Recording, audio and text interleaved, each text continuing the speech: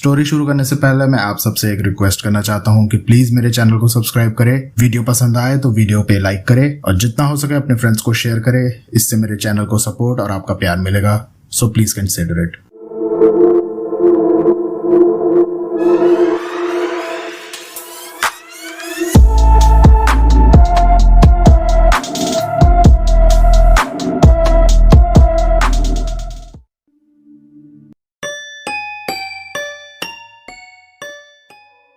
अब तक आप सबने मेरी कहानियां सुनी हैं, पर अब से मैं आपको आपकी कहानियां भी सुनाया करूंगा। मतलब कि हर वेडनेसडे को मैं सुनाऊंगा आपके द्वारा भेजी कहानी, जो रियल भी हो सकती है और फिक्शन भी। और अगर आपके पास है कोई कहानी जिसे आप सबके साथ शेयर करना चाहते हो, तो आप उसे भेज सकते हो हमारे इंस्टाग्राम अकाउंट पर। आईडी है हॉरर टेप हिंदी, और या फिर हमें मेल कर सकते हैं। मेल है horrortapestories@gmail.com। हम पिक करेंगे आपकी स्टोरीज और सुनाएंगे उसे हॉरर टेप पर। और ये एपिसोड इस सेगमेंट का पहला एपिसोड है, और कुछ अनाउंसमेंट भी है, तो प्लीज एंड तक सुनिएगा। डार्कनेस।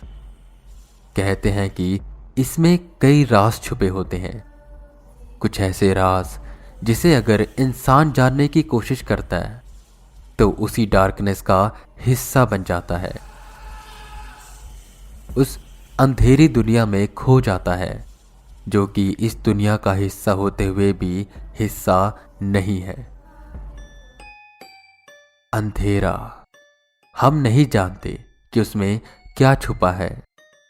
सोचिए, अगर आपको एक ऐसे कमरे में बंद कर दिया जाए जहां बस गुप्त अंधेरा है, कुछ आसपास दिखाई नहीं दे रहा, तो ऐसे हालात में आपका दिमाग खुद से उस अंधेरे में कुछ न कुछ ढूंढने की कोशिश करेगा कि यहां क्या क्या हो सकता है। मे बी साइड पर एक मेज रखी है, उस मेज के सामने एक कुर्सी, और उस कुर्सी पर कोई बैठा है, और शायद वो कुर्सी हिल रही है, और उस कुर्सी के हिलने की आवाज उस अंधेरे में गूंज रही है। इसलिए कई बार अंधेरे में जाने से हमें डर लगता है। चाहे बहुत से लोग कहें कि हमें अंधेरे से डर नहीं लगता, पर मेरी मानो तो डर सबको लगता है। और इसी से रिलेटेड है आज की हमारी पहली कहानी, जो कि हमारे साथ शेयर करी है अविग्न श्रॉफ ने। जब वो 8 साल के थे तब ये उनके साथ हुआ था, और ये कहानी मैं उन्हीं के पॉइंट ऑफ व्यू से सुनाऊंगा। जब मैं करीबन 8 साल का था तो एक दिन मैंने चुड़ैलों के बारे में बहुत सी चीजें देखी। मुझे मजा तो बहुत आया, लेकिन अंदर से डर भी लग रहा था। शाम को मैंने अपनी मम्मी को किसी चीज के लिए बहुत परेशान किया, तो उन्हें गुस्सा आ गया और उन्होंने मुझे अंधेरी कोठरी के सामने खड़ा कर दिया, एक सजा की तरह। मुझे कुछ 5 मिनट हुए होंगे कि मैंने कोठरी में से एक पतला सा सूखा हाथ बाहर आता हुआ देखा, जिसके नाखून नुकीले और गंदे थे। इससे पहले मैं कुछ सोच पाता, उस हाथ ने मुझे पकड़ा और एकदम से अंदर खींच लिया। मुझे ऐसा एहसास हो रहा था कि किसी ने मुझे चारों ओर से पकड़ रखा है। खिड़की से थोड़ी धूप अंदर की ओर आ रही थी, तो मैं उसका चेहरा देख पा रहा था। एक सूखा भूरा चेहरा, खून से लाल आंखें और एक बड़ी ही क्रीपी सी स्माइल, जिसमें से झांक रहे थे बदबूदार दांत, वो भी नुकीले। उसने एक पर्पल रोब और टोपी पहन रखी थी। बहुत कोशिशों के बाद मैंने अपने आप को छुड़ाया और भागने में सफल हुआ। मैं जैसे ही बाहर गया तो मेरे होश उड़ गए। मेरी मम्मी बेहोश पड़े थे। मेरी तो हालत खराब हो गई और मैं चिल्लाने लगा और भाग के मम्मी के पास गया। लेकिन जैसे ही मैं गया वो चुड़ैल आ गई। वो अपने दांत बाहर निकालकर हंस रही थी। जैसे ही वो मेरे पास आई मैं और जोर से चिल्लाया। मेरी नींद खुल गई। ये एक बुरा सपना था। मैं पूरा पसीने से तरबतर हो गया। लेकिन मैंने देखा मेरी मम्मी मेरे बगल में नहीं थे। बाथरूम की लाइट तो ऑन थी। मैं उसके पास गया और फिर बाथरूम से वही चुड़ैल बाहर आई। वही हंसी और लाल खूनी आंखें जो मुझे एकटक देख रही थी। मैंने आंखें बंद कर ली कि तभी मुझे एक आवाज आई, बेटा उठ क्यों गए? कल स्कूल है आपका, जाकर सो जाओ। यह आवाज मेरी मम्मी की थी। मैंने बाथरूम की ओर देखा तो वहां कोई नहीं था। मैंने ये बात किसी को नहीं बताई, लेकिन आज भी मैं वो अंधेरी कोठरी को देखता हूं तो मुझे वो हंसी याद आ जाती है।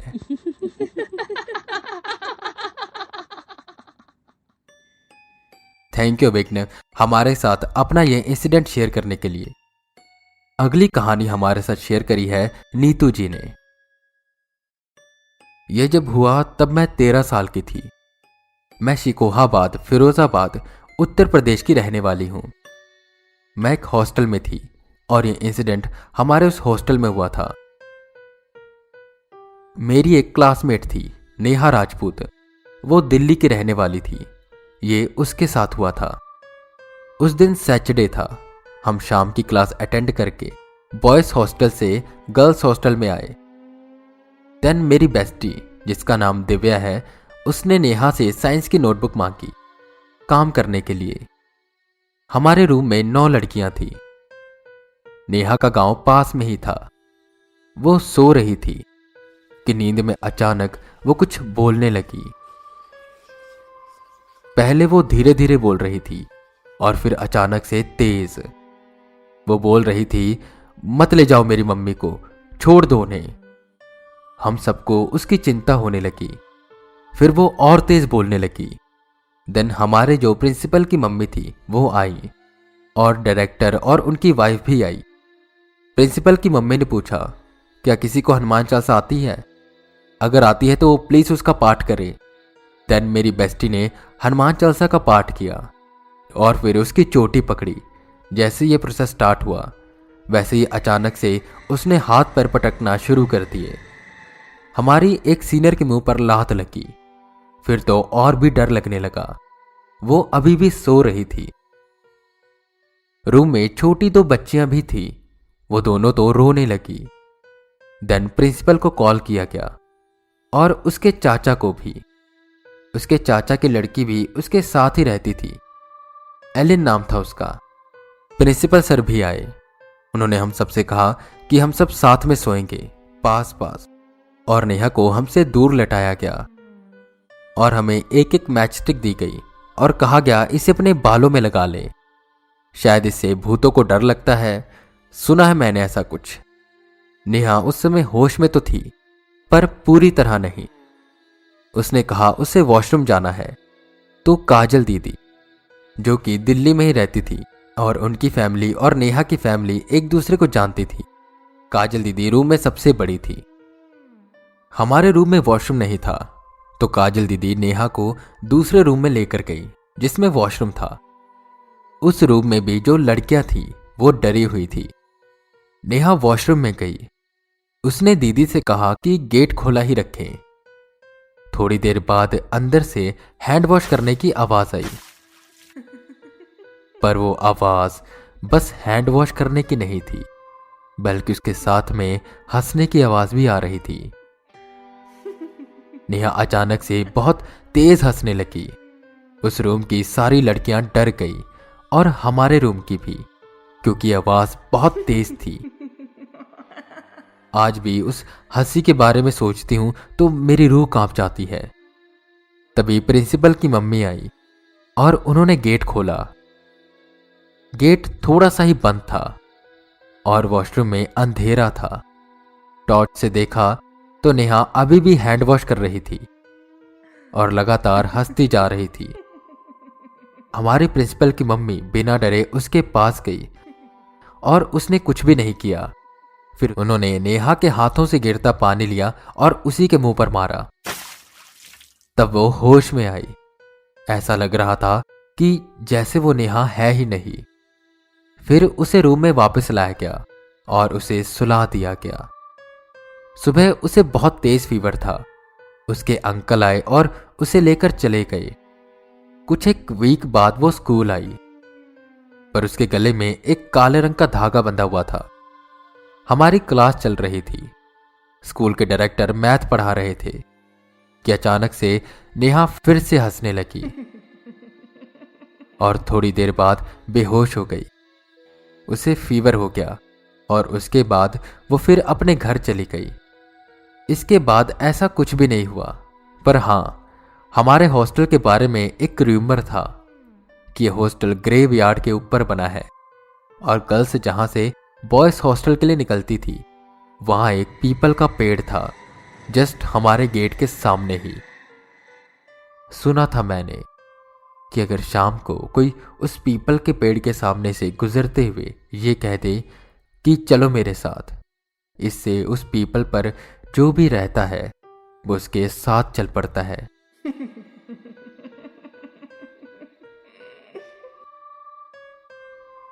थैंक यू ये कहानी हम सबके साथ शेयर करने के लिए। जैसा मैंने बताया था कि डार्कनेस में छुपे होते हैं बहुत से राज। कई बार हम इस डार्कनेस में जाते हैं और कई बार वो डार्कनेस हमें अपनी ओर खींचती है। और अब बारी है अगली कहानी की, जो हमारे साथ शेयर करी है कैप्स आर्ट ने।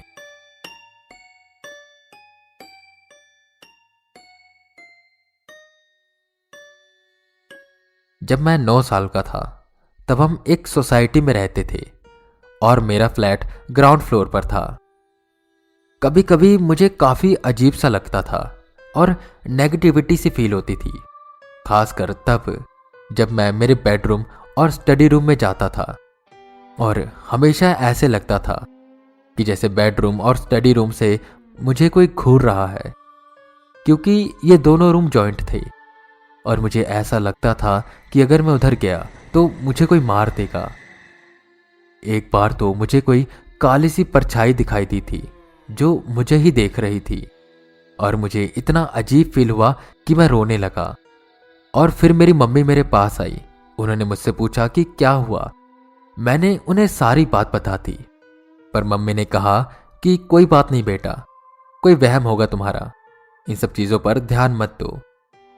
मैंने भी ओके बोल दिया और फिर इन सब चीजों को इग्नोर करने की कोशिश करने लगा। पर एक दिन मुझे बेड के नीचे से आवाजें आने लगी, जैसे कोई स्क्रैच कर रहा हो। मैं बहुत डर गया।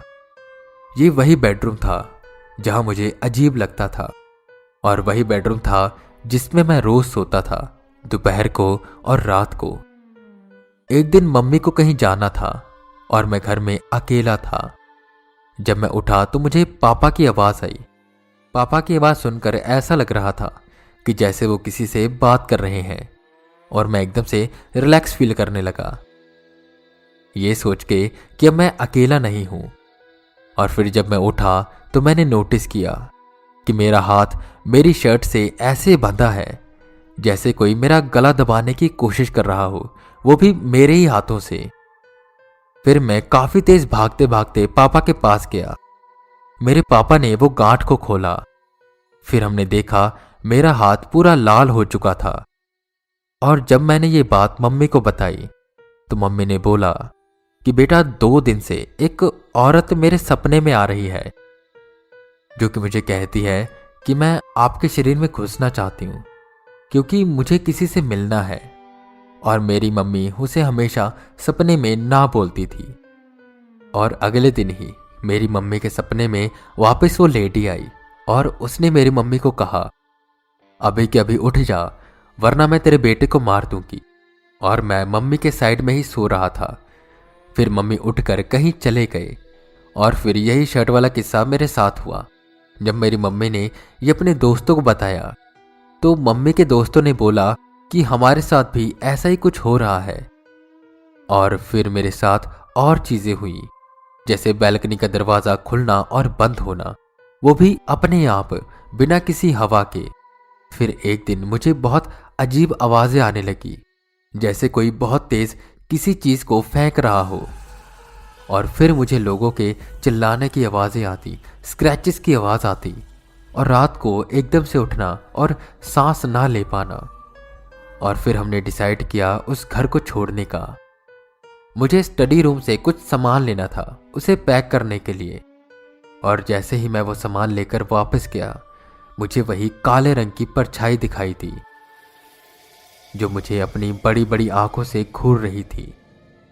उसके बाद मुझे सांस ढंग से ना ले पाने की प्रॉब्लम हुई। मेरी तबीयत एकदम से खराब हो जाती थी, बल्कि मैं तो कुछ बाहर का खाता भी नहीं था, और वहां का मौसम भी ऐसा नहीं था कि तबीयत खराब हो जाए।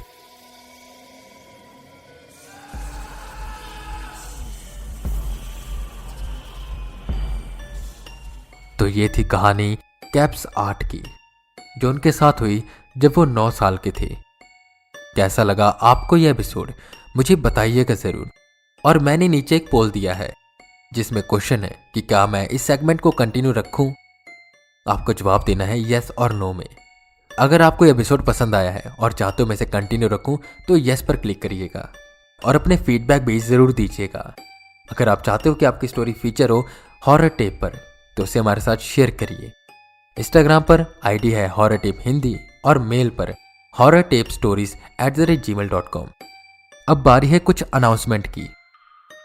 पहली अनाउंसमेंट कि अब से सैटरडे को लॉन्ग स्टोरी आया करेंगी, मे बी 20 मिनट से 30 मिनट की, जिसमें हो सकता है कि एक स्टोरी हो या मल्टीपल स्टोरीज हो। इस बारे में भी अपना सुझाव जरूर दीजिएगा। और बात करते हैं ज़ॉम्बी सीरीज की, यानी कि 100 माइल्स की।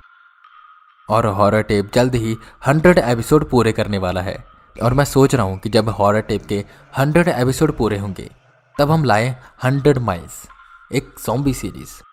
और उसके बाद कंटिन्यू करेंगे सीजन 4, जिसमें होंगी लॉन्ग स्टोरीज, आपकी stories, urban legends, haunted places की स्टोरीज और केस स्टडीज।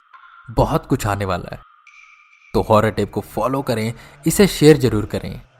आज के लिए बस इतना ही। मैं वीके रावत फिर मिलूंगा आपको एक नई एपिसोड के साथ।